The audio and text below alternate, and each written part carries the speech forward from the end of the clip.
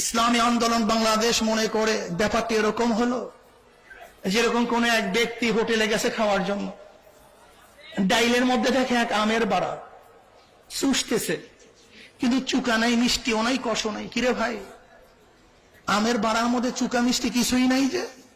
কলে আপনার চোষার আগে অনেক জনই চুষছে, যতবার চোষা হয়েছে আবার ডাইলের মধ্যে ফেলে দিয়েছে। একই আমের বাড়া কতক্ষণ আর চুকাই থাকবে, মিষ্টি থাকবে?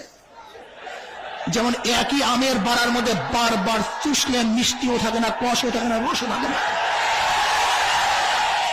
1991 থেকে 96 পর্যন্ত বিএনপিকে দেখেছি, 96 থেকে 2001 পর্যন্ত আওয়ামী লীগকে দেখেছি, 2001 থেকে 6 পর্যন্ত আওয়ামী লীগকে আমরা বিএনপিকে দেখেছি, আবার আওয়ামী লীগকে দেখেছি, আবার যদি বিএনপিকে দেখি, এই বিএনপির মধ্যে আওয়ামী লীগের মধ্যে চুকা নাই, রস নাই, মিষ্টি নাই, কষ নাই।